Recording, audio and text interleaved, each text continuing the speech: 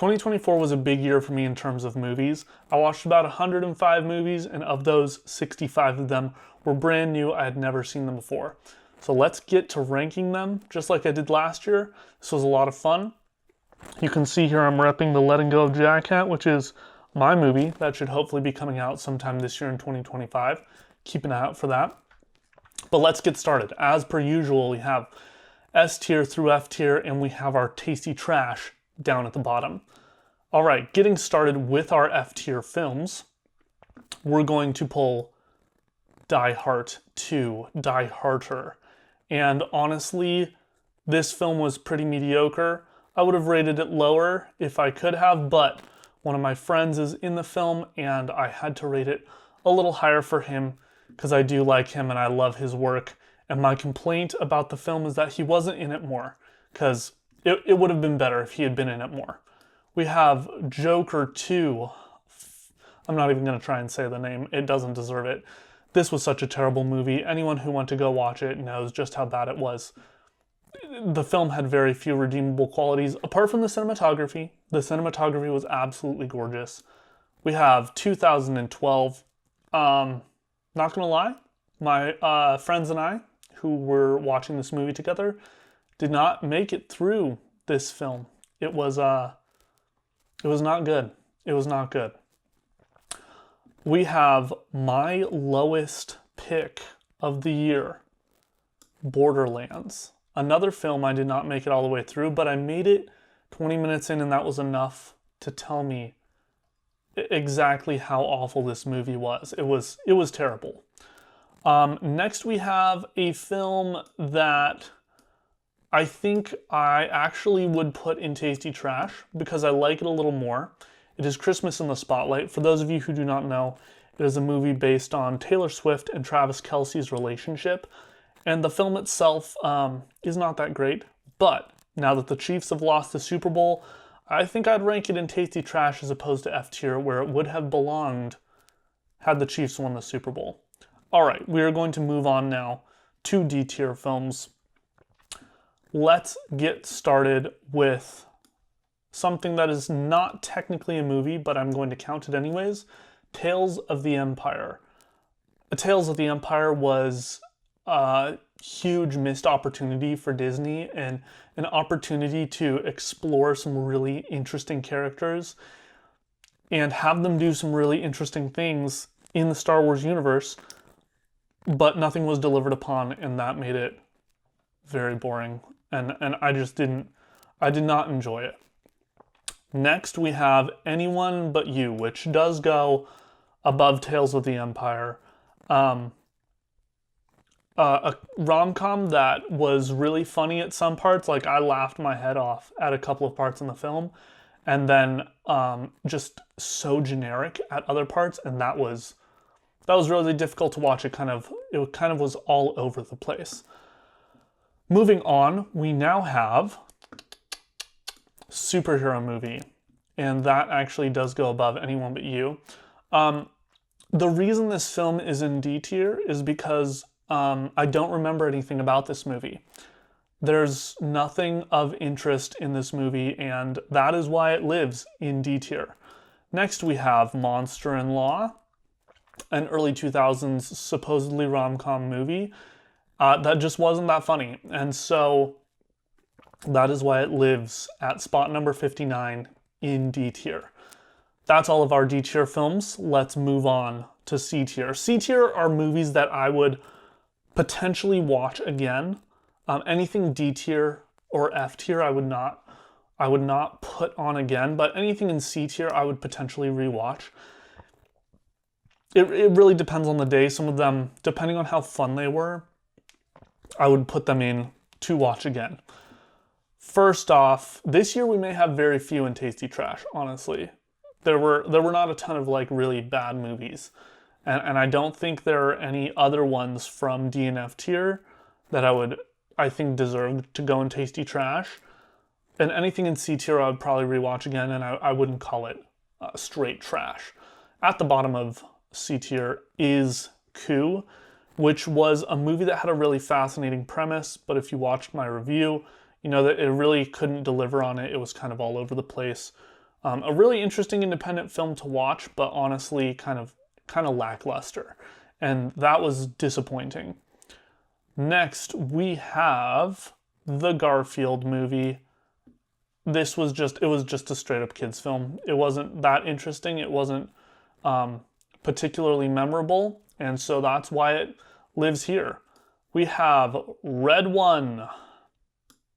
We have this problem again.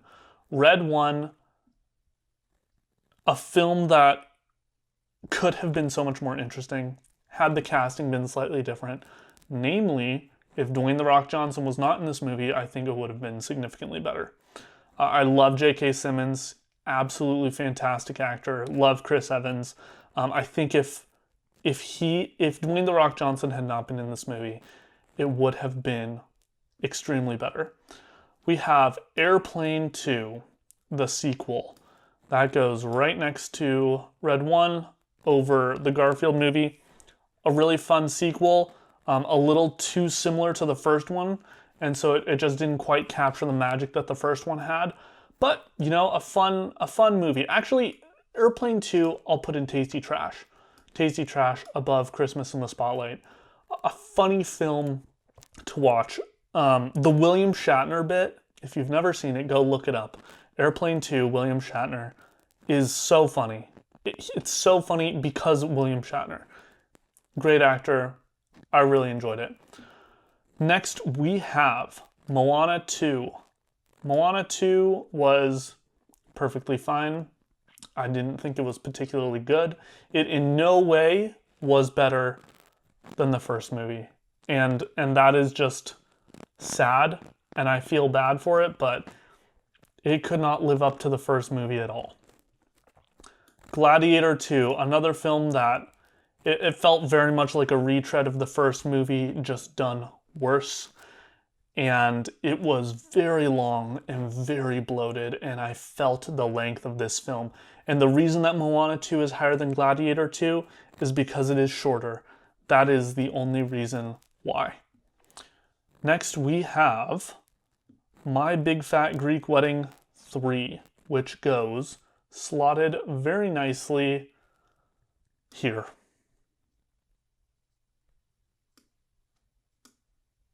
Here. Yes. The worst of the three. That's all I can say about it. All right, let's move on to the B tier. At the bottom of our B tier is A Country Wedding. Perfectly fine Hallmark movie. And that's about it. A perfectly fine Hallmark movie. Right above that, we have Storks. The wolf bit is probably the funniest part of this movie, the one that's gone viral. But a cute movie nonetheless. Another Hallmark-ish film, but from Netflix, is Hot Frosty. A lot better than I was expecting it to be, honestly. I would rewatch it again. It's cute. It's kind of funny. Yeah, just kind of adorable. I enjoyed it. I enjoyed watching it.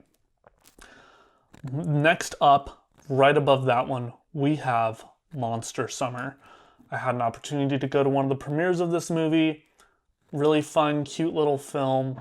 A good like family film with just a little bit of like thriller, horror energy to it. That was a fun kind of Halloween feeling movie. Next up, we have Cabrini. This is a film that is based on the story of one of the American saints, Mother Cabrini, and it was a very interesting film. Unfortunately, I saw it twice in a couple of days, and I think that really allowed me to see a lot of the flaws of that movie. It was a lot higher in my opinion, and then after the second watch, it definitely dipped down, and I think it's just because since I saw it twice in a couple of days, it allowed me to really see the mistakes that the movie, the mistakes and the flaws that the movie had. Right above that, we have another 2024 release. We have Arthur the King. Cute movie, cute dog, Mark Wahlberg. That's about all I can say about that movie. And next we have yet another 2024 release. We have War of the Rohirrim. I think I rank this movie so high because of my love of Tolkien. That definitely gives me a bias for this movie, but this movie is just another missed opportunity. I wish that it had delved more deeply into the character of Helm Hammerhand and a little less into the character of Hera. I think that there were some things that the movie could have done. The animation felt incredibly unfinished, and that was very disappointing because I think the animation could have been significantly better. I was hoping for animation on the same level as Studio Ghibli, and I was left with animation that felt like it was for a made-for-TV movie. So, War of the Rohirrim sits here. It realistically should probably sit lower. Oh well, that's okay. We have Migration, which was a 2023 movie that I missed in 2023 and watched in 2024. And that was an overall really cute movie. I enjoyed it. Movie about ducks. Yeah. Cute movie. Now we have Practical Magic. Practical Magic was a very cute little movie. I would definitely rewatch it around Halloween. Sandra Bullock, really love her. I've started to really grow to like her over the last couple of years as I watch more of her movies. And Practical Magic was a very fun little movie. Next we have Murder Mystery 2. That one is going to slot right up here. It's definitely not as good as the first movie. I still thought there were some fun gags in it, and I enjoyed it a decent amount. Moving on to Santa Claus 2, which is somewhere on here. Here we go. Santa Claus 2 is a really fun little sequel to the first one. Couldn't live up to the first one, but it was very cute. I really liked it. And I love how they went so hard on the practical effects for the Santa Claus movies. And yes, you can say what you will. There's going to be several movies on this list that you're going to be surprised about that I haven't seen until last year. Say what you will, but I enjoyed the practical effects of Santa Claus 2. It was good. Now we have another film from 2024. This is Your Monster, which is a small independent film that you can watch on Hulu or Max, I believe. I don't remember which one.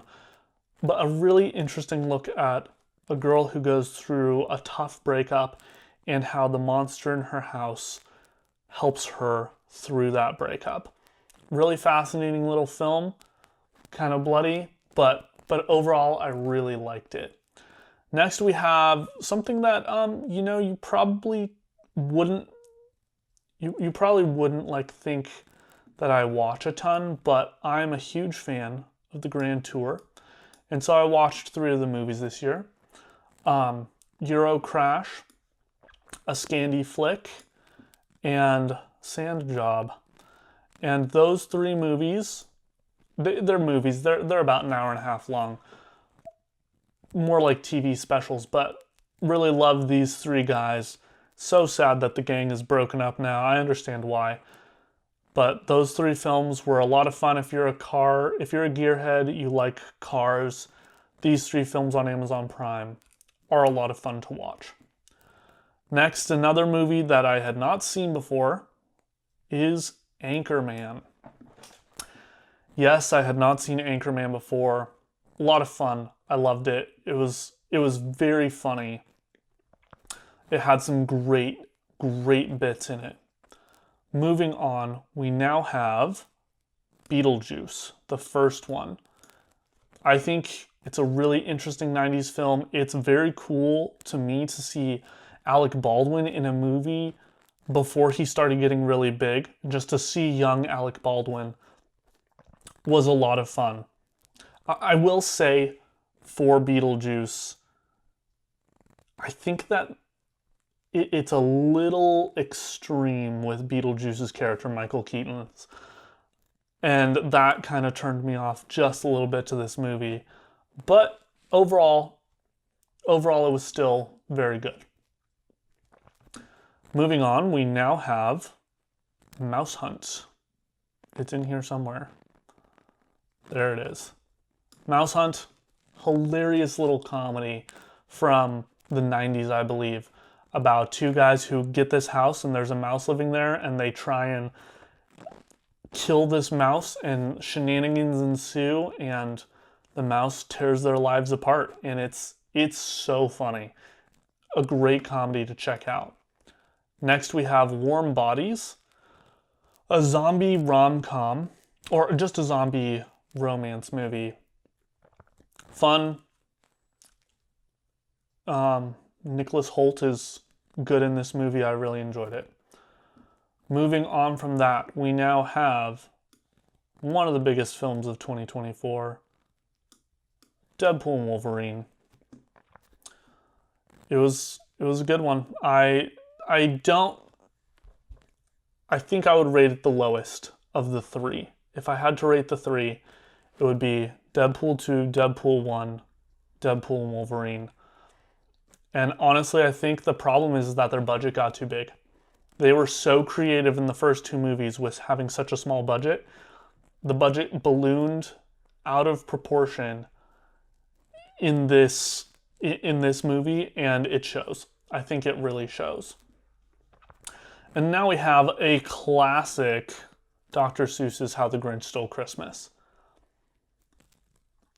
Can it be considered a full animated film? Probably not. It's like 22 minutes long. You can watch it on YouTube. But, you know, it's a Christmas classic, and I enjoyed it. Now we have a Disney classic, Holes. Now, while I had not seen this movie until 2024, I had read the book many, many years back, probably in the early 2000s, around when it came out. Really liked the book. I didn't even know the movie existed till a couple years ago, but I enjoyed it. I enjoy the book. I enjoy the movie. I think they can both be considered good, and honestly, I have no idea if people like one or the other significantly better. Now we have School of Rock, a Jack Black classic. Really fun movie. I think the comedy in it is hilarious. I got some great laughs out of it, and it is a movie that I will definitely go back to. All right, guys, that is the end of B tier. Now we move on to A tier. These are all films that I would rate 8 or higher. You'll notice that there's some pretty interesting movies in here, and I'll be curious to hear what you have to say about my choices. First one is Widow Cliquot, and this is based on a true story of Widow Cliquot, who was widowed and ended up having to take over her husband's champagne vineyard. And really fascinating, and a woman who transformed the champagne industry, and a story that I had never known existed, and I didn't even know that Cliquot champagne existed until I watched this movie. But now it's something that I want to try when I have enough money, and yeah, it'll be very interesting. Next up is a movie that I watched because it's a comparable from my film, The Peanut Butter Falcon. And I think that it's such an interesting character piece. I think the dialogue's a little rough, and the film can be a little rough around the edges, but the movie has a lot of heart, and that's something that I really appreciated about it. Moving on, we now have Airplane, a classic comedy film. Need I say more? If you haven't watched it, it's very raunchy, but a bundle of laughs and a great time. Now we have what you may be very surprised about being so high is a Hallmark movie, Love at the Thanksgiving Day Parade. It's cute, it's adorable, That's all I got to say about it. If you're into Hallmark movies, it's one to check out. I'll say that. Now we have the Jim Carrey How the Grinch Stole Christmas. My fiance had me watch this with her. I enjoyed it. I know that people have some problems with it. Overall, I think I enjoyed it a lot. Now we have Conclave. I wish Conclave had been in my top 10. But I think the film drags its feet a little bit. And I wasn't a huge fan of the ending. And so because of those two, it got dragged down a solid point. But overall, pretty good. Now, the only documentary on this list is The Blue Angels. And it's on Amazon Prime. It's very interesting. If you're into documentaries, you like The Blue Angels, this is a documentary to check out. It follows them for the course of a year. And, you know, it's pretty cool. It's pretty cool. The next film on the list is another classic, Who Framed Roger Rabbit. The blend of 2D and 2D animation with live action in this film is genius. I'm sure it paved the way for many incredible things with animation and computer-generated imagery for the future, but the fact that they were able to do this film the way that they did it and for it to turn out so well is a tribute to how talented those filmmakers were. If you've never seen it, watch it simply for the technical aspects of the film, but it is a classic movie. Next up, we have 2024 movie, Beetlejuice. I liked this one significantly better than I liked the first one. I think the story was a little more cohesive. I liked the characters a lot. I think they toned down Beetlejuice in this one a little bit, and I think it greatly improved the story. Now we have The Old Guard. This was a film that I was not expecting to like. I was expecting to turn it on and turn it off after about 15 minutes, but the story really intrigued me. It turns out this is a sleeper hit with a lot of people across the internet, and there's supposedly going to be a sequel coming out this year, and I hope so, because I really liked it, and I really want to see where the story goes after this. Next we have an incredible horror film, The Last Voyage of the Demeter. I'm a huge fan of the Dracula story, and I know Nosferatu is not on here, and I know I need to go watch it. I just did not have time over Christmas, but The Last Voyage of the Demeter is a masterful film that manages to basically take a couple paragraphs from the book and expand it into a fully fledged novel. Very interesting. If you're into horror, if you're into the Dracula story, I would highly recommend checking this movie out. Now we have a classic from the early 2000s, and if you're a Nicolas Cage fan, you probably love this movie, Con Air. This movie should probably not rank so high. I don't care. I really like this film. It's so funny. It's so heartfelt. Very, very enjoyable movie. Now we have The Proposal. I thought this was a super sweet movie. I like Ryan Reynolds. I like Sandra Bullock, like I mentioned.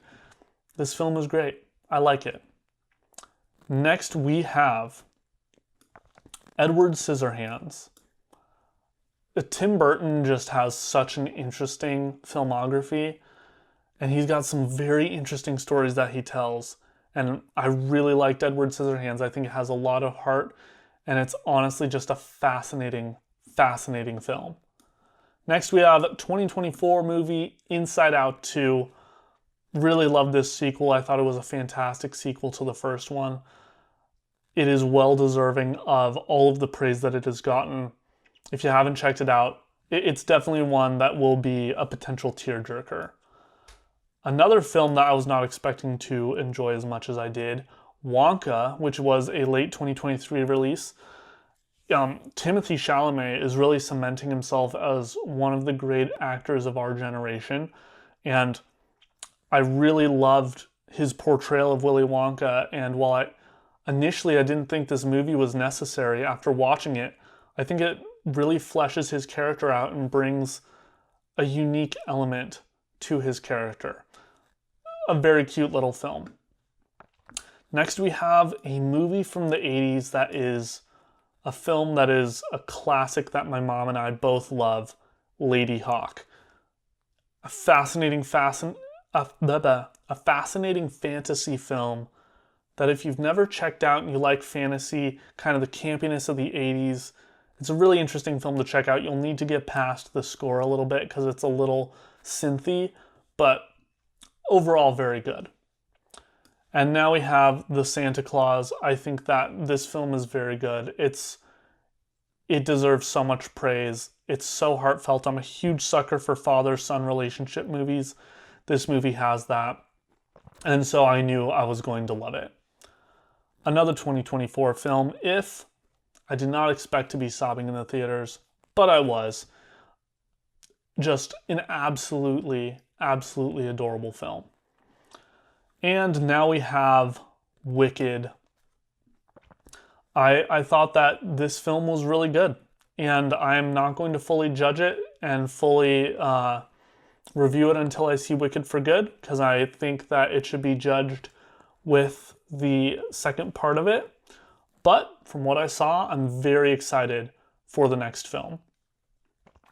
Now we move on to S-tier films. These are films that I think were absolute classics, and I really loved them. Starting off at the bottom of the list, we have The Ministry of Ungentlemanly Warfare. Guy Ritchie is back in full form. I loved the movie. Henry Cavill, Alan Richardson were just phenomenal in this movie. I speak very highly of it, and I would highly recommend you watch it, especially if you like World War II stories. Now we have an Alfred Hitchcock classic, Rear Window. This film is just a masterclass in filmmaking. As a filmmaker myself, I thought that Rear Window was so good. Huge fan of it. I would highly recommend checking it out. Moving on, we have another 2024 film, The Wild Robot, my favorite animated film of this year.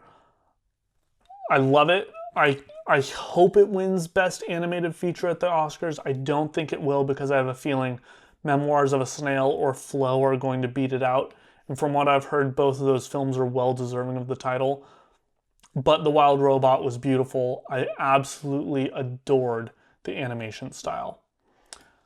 A film that I just missed from 2023 was The Holdovers. I'm sorry I did because I wish I had seen it sooner. It is a great Christmas movie. So much heart, so much style, so much significance. I absolutely loved The Holdovers. I highly recommend checking it out. Another 2023 film that I just missed was Godzilla Minus One, and holy cow, it is far and away my favorite Godzilla film. I knew as soon as I saw it that I was going to be buying it to put it on my shelf, and it is beautiful. It's got one of the most impactful stories that I have ever seen in cinema, and I just love it. I showed it to my dad and my sister, and they both liked it. And Godzilla Minus One is a phenomenal film to watch if you're not very familiar with international films and films that are in another language. But Godzilla Minus One is a Japanese film that you should definitely give a chance and try out. And my number one movie of 2024 had to be Dune Part 2. What a magical theater experience. It's been a long time since I had such an incredible theater experience as I did when I watched Dune Part 2. Wow, I was blown away. I think Denis was so masterful with his storytelling. Timothée Chalamet, Zendaya, Rebecca Ferguson, Javier Bardem, absolutely incredible performances. I could rave about Dune Part 2 all day, and I think that it is the perfect crescendo for Dune Part 1 and Dune Part 2, and it makes me so excited to watch Dune Messiah. So that is it, guys. That is all 65 new films that I watched in 2024. Let me know what you think of my list. What did you agree with? What did you disagree with? Should I shift something to a different spot in this list? If you're interested in seeing what films I rate and how I rate them, feel free to check me out on Letterboxd. You can search my name, Andrew Koltniuk, and you'll find me. I try and watch about 100 movies every year, and I try and have at least half of them be films that I've never seen before, so I'm always finding and exploring new cinema.